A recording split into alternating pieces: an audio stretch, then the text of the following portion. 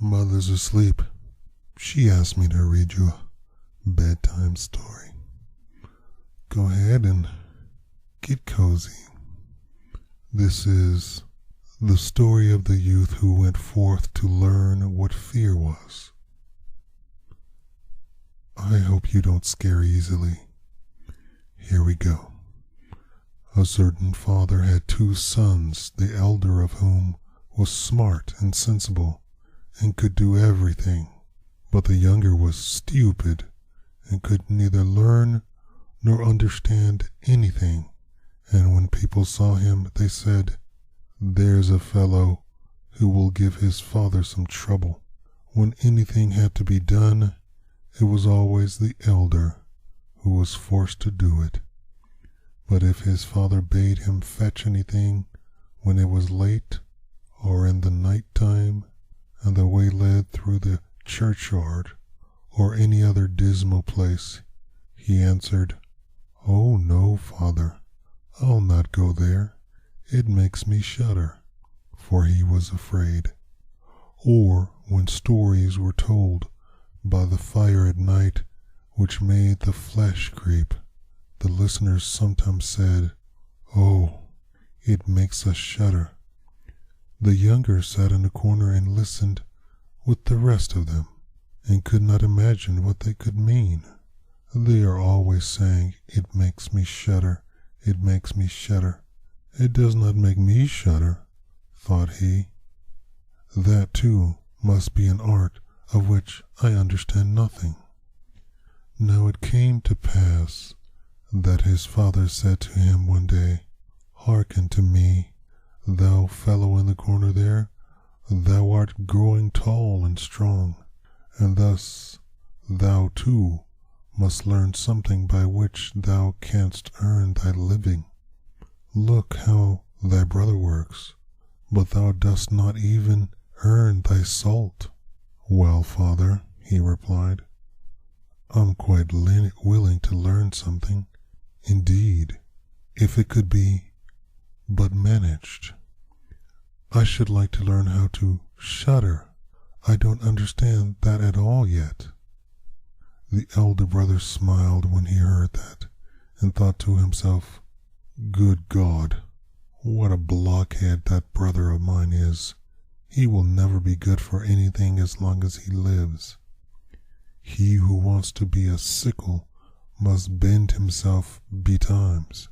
The father sighed, and answered him, "Thou shalt soon learn what it is to shudder, but thou wilt not earn thy bread by that." Soon after this the sexton came to the house on a visit, and the father bewailed his trouble, and told him how his younger son was so backward in every respect that he knew nothing and learnt nothing. "Just think," said he, "when I asked him how he was going to earn his bread, he actually wanted to learn to shudder." "If that be all," replied the sexton, "he can learn that with me. Send him to me, and I will soon polish him." The father was glad to do it, for he thought, "It will train the boy a little." The sexton therefore took him into his house, and he had to ring the bell. After a day or two, the sexton awoke him at midnight, and bade him arise and go up into the church tower and ring the bell. "Thou shalt soon learn what shuddering is," thought he, and secretly went there before him. And when the boy was at the top of the tower, and turned round, and was just going to take hold of the bell rope, he saw a white figure standing on the stairs opposite the sounding hole. "Who is there?" cried he, but the figure made no reply, and did not move or stir. "Give an answer," cried the boy, "or take thyself off. Thou hadst no business here at night." The sexton, however, remained standing motionless, that the boy might think he was a ghost. The boy cried a second time, "What do you want here? Speak if thou art an honest fellow, or I will throw thee down the steps." The sexton thought, He can't intend to be as bad as his words," uttered no sound, and stood as if he were made of stone.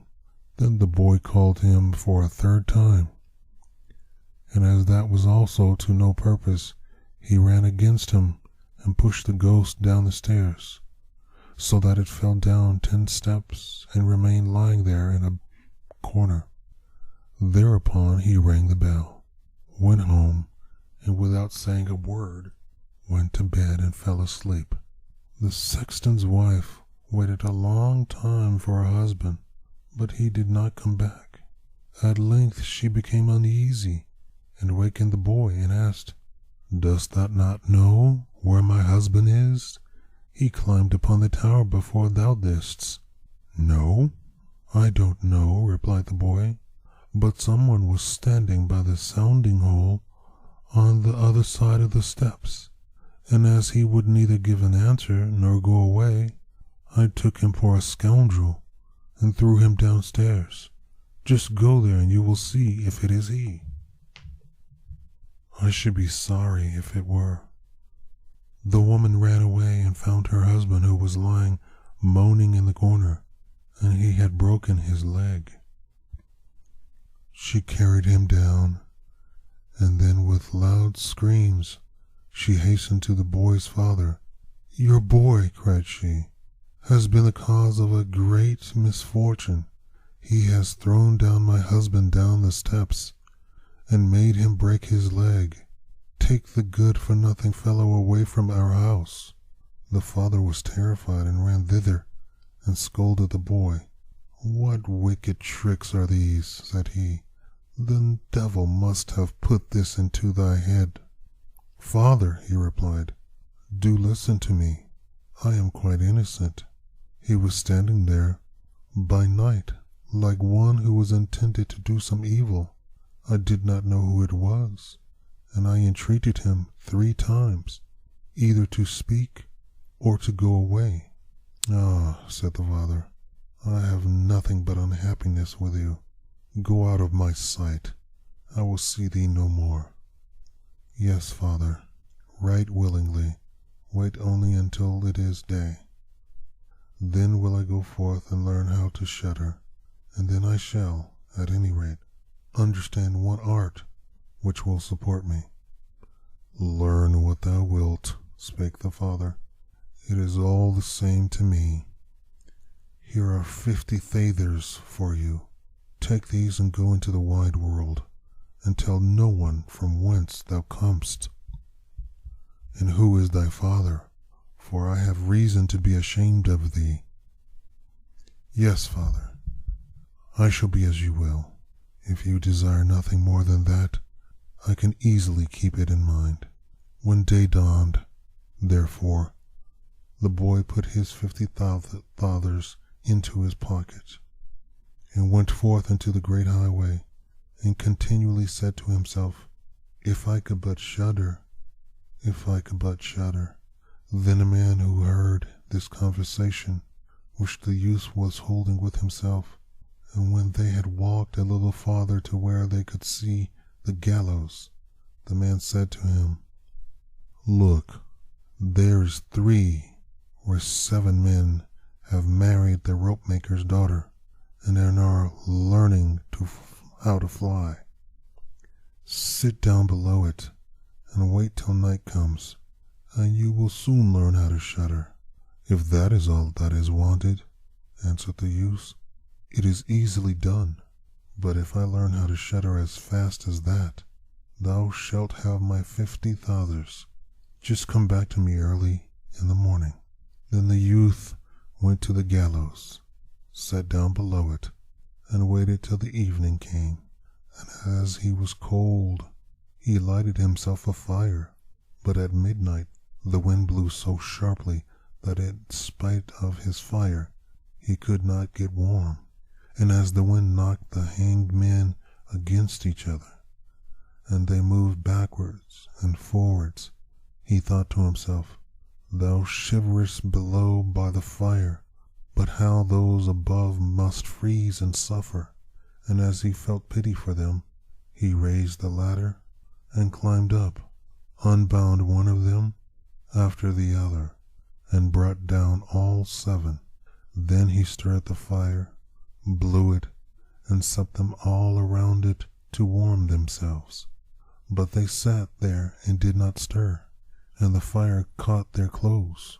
So he said, "Take care, or I will hang you again." The dead men, however, did not hear, but were quite silent, and let their rags go on burning. On this he grew angry, and said, "If ye will not take care, I cannot help you. I will not be burnt with you."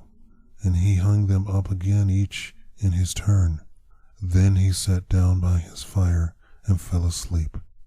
And the next morning the man came to him and wanted to have the 50 others, and said, "Well, dost thou know how to shudder?" "No," answered he. "How was I to get to know? Those fellows up there did not open their mouths, and were so stupid that they let their few old rags which they had on their bodies get burnt." Then the man saw that he would not get the 50 others that day, and went away saying, "One of this kind has never come my way before." The youth likewise went his way, and once more began to mutter to himself, "Ah, if I could but shudder! Ah, if I could but shudder!" A wagoner who was striding behind him heard this, and asked, "Who are you?" "I don't know," answered the youth. Then the wagoner asked, "From whence comest thou?" "I know not." "Who is thy father?" "That I may not tell thee."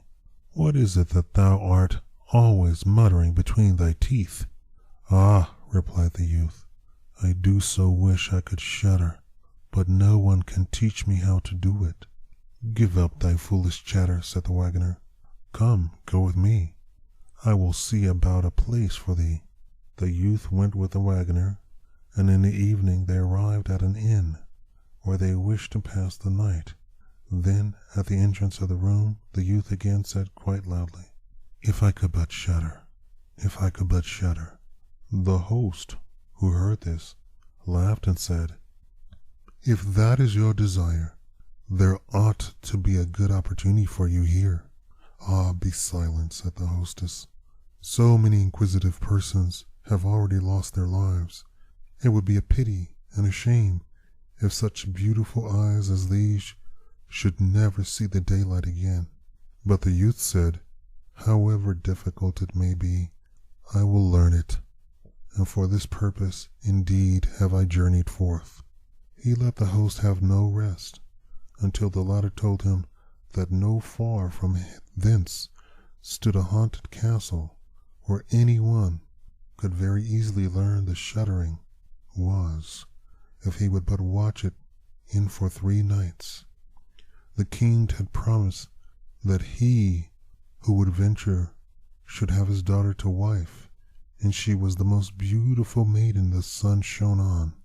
Great treasures likewise lay in the castle, which were guarded by evil spirits, and these treasures would then be freed, and would make a poor man rich enough. Already many men had gone into the castle, but as yet none had come out again. Then the youth went next morning to the king and said, if he were allowed, he would watch 3 nights in the haunted castle. The king looked at him, and as the youth pleased him, he said, "Thou mayest ask for 3 things to take into the castle with thee, but they must be things without life."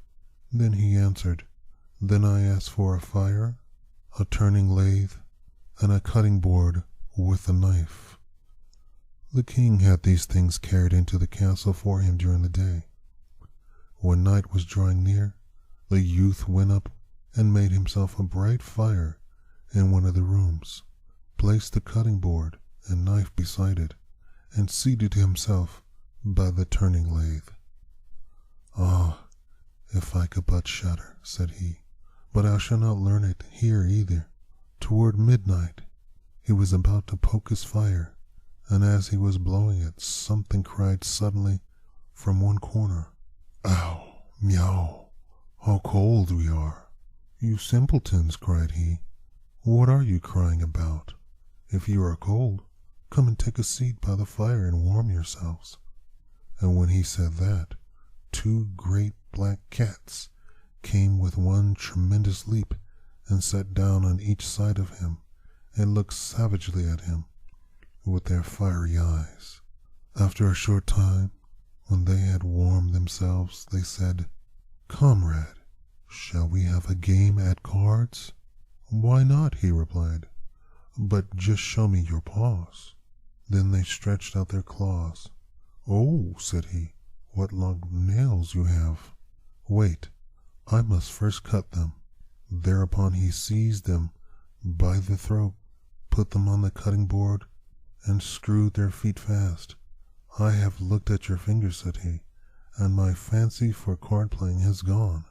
And he struck them dead and threw them out into the water. But when he had made away with these 2 and was about to sit down again by his fire, out from every hole and corner came black cats and black dogs with red-hot chains, and more of them came until he could no longer stir, and they yelled horribly and got on his fire, pulled it to pieces, and tried to put it out. He watched them for a while quietly, but at last, when they were going too far, he seized his cutting knife and cried, "Away with you, vermin," and began to cut them down. Part of them ran away, the others he killed and threw out into the fish pond. When he came back, he fanned the embers of his fire again and warmed himself. And as he thus sat, his eyes would keep up open no longer, and felt a desire to sleep. Then he looked around and saw a great bed in the corner. "That is the very thing for me," said he, and got into it. When he was just going to shut his eyes, however, the bed began to move of its own accord, and went over the whole of the castle. "That's right," said he, "but go faster." Then the bed rolled on as if 6 horses were harnessed to it, up and down, over thresholds and steps, but suddenly, hop, hop, he turned over upside down and lay on him like a mountain. But he threw his quilts and pillows up in the air, got out and said, "Now anyone who likes may drive," and lay down by his fire and slept till it was day. In the morning the king came, and when he saw him lying there on the ground, he thought the evil spirits had killed him and he was dead. Then said he, "After all, it is a pity. He is a handsome man." The youth heard it, got up and said, "It has not come to that yet." Then the king was astonished, but very glad, and asked how he had fared. "Very well indeed," answered he. "One night is past, the 2 others will get over likewise." Then he went to the innkeeper, who opened his eyes very wide and said, "I never expected to see thee alive again. Hast thou learned how to shudder yet?" "No," said he. "It is all in vain if someone would but tell me." The second night he again went up into the castle, sat down by the fire, and once more began his old song, "If I could but shudder." When midnight came, an uproar and noise of tumbling about was heard. At first it was low, but it grew louder and louder. Then it was quiet for a while, and at length, with a loud scream, half a man came down the chimney and fell before him. "Hullo," cried he, "another half belongs to this? This is too little." Then the uproar began again. There was a roaring and a howling, and the other half fell down likewise. "Wait," said he, "I will just blow up the fires and a little fire for thee." When he had done that and looked around again, the 2 pieces were joined together, and a frightful man was sitting in his place. "That is no part of our bargain," said the youth. "The bench is mine." The man wanted to push him away. The youth, however, would not allow that, but thrust him off with all his strength, and seated himself again in his own place. Then still more men fell down, one after the other, They brought 9 dead men's legs and 2 skulls, and set them up and played a 9-pins with them. The youths also wanted to play and said, "Hark you, can I join you?" "Yes, if thou hast any money." "Money enough," replied he, "but your balls are not quite round." Then he took the skulls and put them in the lathe and turned them till they were round. "There, now they will roll better," said he. "Hurrah, now it goes merrily."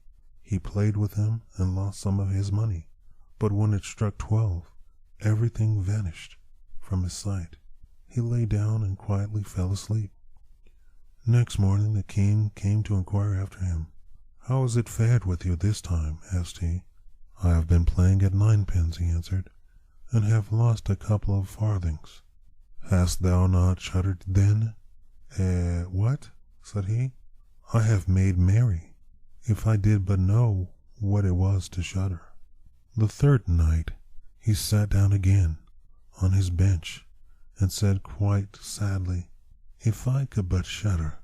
When it grew late, 6 tall men came in and brought a coffin. Then said he, "Ha, that is certainly my little cousin who died only a few days ago." And he beckoned with his finger and cried, "Come, little cousin, come." They placed the coffin on the ground, but he went to it and took the lid off, and a dead man lay therein. He felt his face, but it was cold as ice. "Stop," said he, "I will warm thee a little," and went to the fire and warmed his hand and laid it on the dead man's face, but he remained cold. Then he took him out and sat down by the fire and laid him on the breast and rubbed his arms that the blood might circulate again. As this also did no good, he thought to himself, "When 2 people lie in bed together, they warm each other," and carried him to the bed, covered him over, and lay down by him. After a short time, the dead man became warm too, and began to move. Then said the youth, "See, little cousin, have I not warmed thee?" The dead man, however, got up and cried, "Nile, will I strangle thee." "What?" said he. "Is that the way thou thank'st me? Thou shalt at once go into thy coffin again." And he took him up and threw him into it, and shut the lid. Then came the 6 men and carried him away again. "I cannot manage to shudder," said he. "I shall never learn. Is there as long as I live?" Then a man entered, who was taller than all the others, and looked terrible. He was old, however, and had a long white beard. "Thou wretch," cried he, "thou shalt soon learn what it is to shudder, for thou shalt die." "Not so fast," replied the youth. "If I am to die, I shall have to have a say in it." "I will soon seize thee," said the fiend. "Softly, softly, do not talk so big. I am as strong as thou art, and perhaps even stronger." "We shall see," said the old man. "If thou art stronger, I will let thee go. Come, we will try." Then he led him by dark passage to a smith's forge, took an axe, and with one blow struck an anvil into the ground. "I can do better than that," said the youth, and went to the end of the other anvil. The other man placed himself near and wanted to look on, and his white beard hung down. Then the youth seized the axe, split the anvil with one blow, and struck the old man's beard in with it. "Now I have thee," said the youth. "Now it is thou who will die." Then he seized an iron bar and beat the old man till he moaned and entreated him to stop, and he would give him great riches. The youth drew out the axe and let him go. The old man led him back into the castle, and in the cellar showed him 3 chests full of gold. "Of these," he said, "one part is for the poor, the other for the king, the third is thine." In the meantime, it struck 12, and the spirit disappeared. The youth, therefore, was left in darkness. "I shall still be able to find my way out," said he, and felt about, found the way into the room, and slept there by his fire. Next morning the king came and said, "Now, thou must have learnt what shuddering is." "No," he answered. "What can it be? My dead cousin was here, and a bearded man came and showed me a great deal of money down below, but no one told me what it was to shudder." "Then," said the king, "thou hast delivered the castle, and shalt marry my daughter." "That is all very well," said he, "but still I do not know what it is to shudder." Then the gold was brought up and the wedding celebrated. But howsoever much the young king loved his wife, and however happy he was, he still said always, "If I could but shudder, if I could but shudder." And at last she was angry at this. Her waiting maid said, "I will find a cure for him. He shall soon learn what it is to shudder." She went out to the stream, which flowed through the gardens, and had a whole bucket full of gudgeons brought to her. At night, when the young king was sleeping, his wife was to draw the clothes off him, and empty the bucketful of cold water with the gudgeons in it over him, so that the little fishes would sprawl about him. When this was done, he woke up and cried, "Oh, what makes me shudder so? What makes me shudder so, dear wife?